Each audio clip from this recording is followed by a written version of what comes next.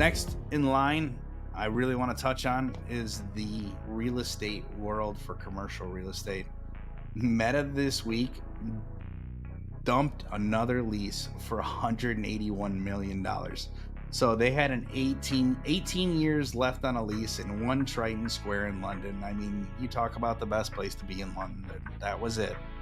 Um, and basically, they had 310,000 square feet leased. No one ever went there.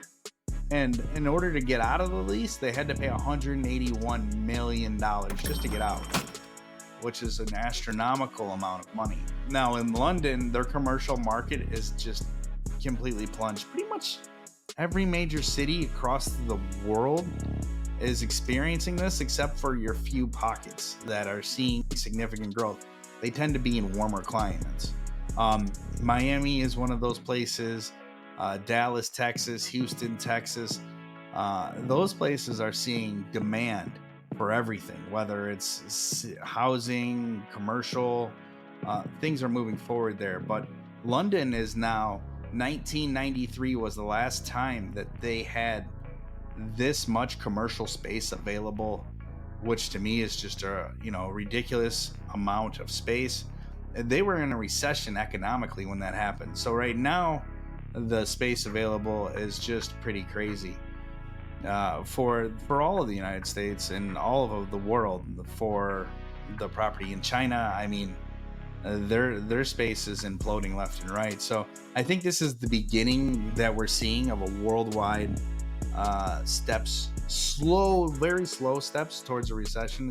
We're not going to wake up tomorrow and say that we're in a worldwide recession, but the commercial real estate is going to be a big catalyst to pushing us towards that zero mark or negative mark when it comes to growth. And Meta announced at the end of last year that this is going to be the year of efficiency, and they committed to spending anywhere from $2 to $3 billion in cutting off leases for their company. Now, interestingly enough, I was trying to figure out how much money they actually pay in leases, and all I could find was their capital expenditure on their quarterlies that they send to the SEC. And their quarterlies with the capital expenditure that includes payments of leases is around $9.5 billion a quarter. So it's a significant amount of money. So $2 or $3 billion over the course of a year, that's about 10% of what they're spending annually just to lease those spaces where there's nobody really there. At the end of 2022, they paid $400 million to close space they were leasing in Penn Station area of Midtown Manhattan. So they're going to continue to look for ways to cut spending. And I think, this is probably the biggest way for them to double back and get out of that.